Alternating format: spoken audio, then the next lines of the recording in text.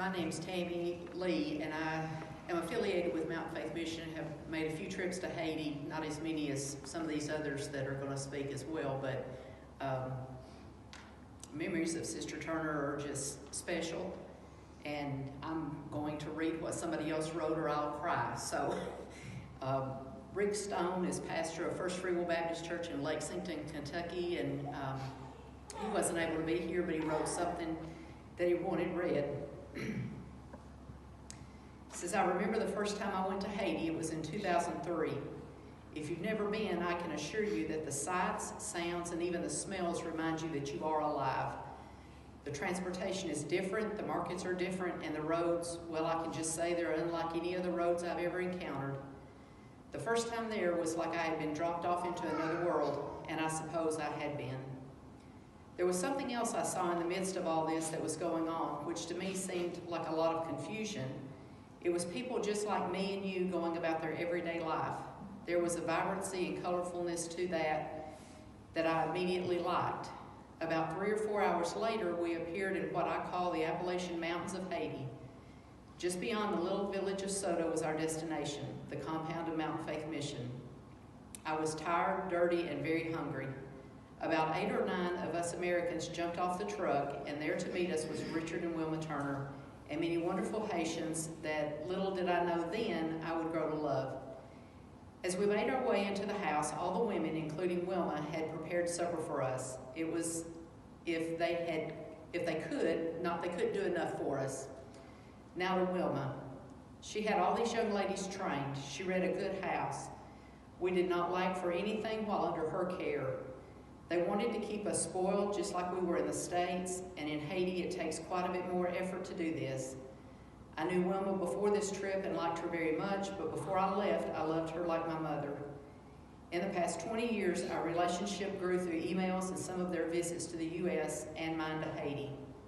One of the most enjoyable times is when they came to stay at my home as they were doing some deputation to raise money for the mission. We spent several days together going from church to church. Everybody fell in love with her. She would often share with me how all her family was doing. Serving the Lord and serving her family was the passion I saw in her life. The Lord used this same spirit of hers there among the people in Haiti. All the younger ones called her Grandma.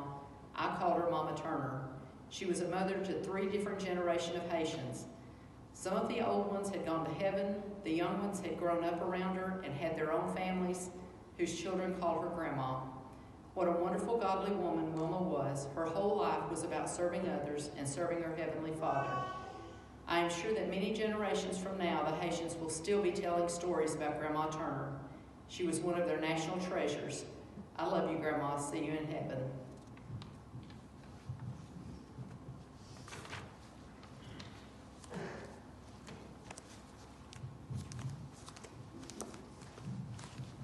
Hi, my name is Deborah Bates, and I've had the privilege of serving on the Mountain Faith Mission Board, as well as going to Haiti since 2013. And 10 years, it seems like it's been much longer. The first time I went, I fell in love with Sister Turner, and that's what I always called her out of respect, because that's what the Haitians called her, was Sister Turner, and then Pastor Turner is what they called her, the preacher. So that's what I still call them today. But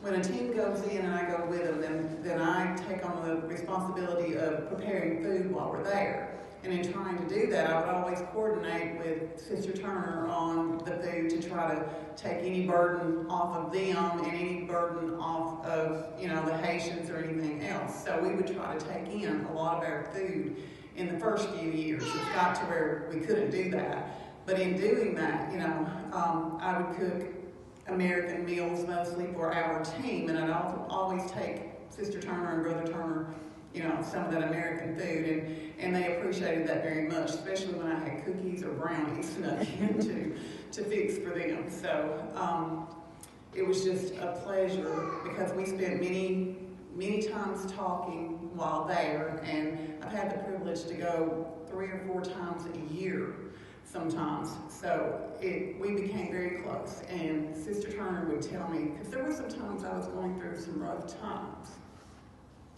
Without my saying a word to her, I would get there, and she would hug me, and she'd say, been praying for you. I know you're going through some hard times. She was just that kind of person, as all you already know. And, you know, I just loved her dearly, and got to spend, you know, times talking, sitting and talking with her and sharing personal things. And she's a treasure. I don't know what else to say, you know. I also had the privilege of my grandkids traveling to Haiti even before me. They actually went the year before I did, and they were both 9 and 11 at the time. And then they actually got to travel with me on different circumstances, also on different trips, so when they got a little older. So they also got to meet and fall in love with the Turners as well as the Haitians there. But it's just been a privilege over the years to learn the kind of person she was, and as Sister Pat said, to want to become like her. That was just a goal. It was a great goal to try to be like her.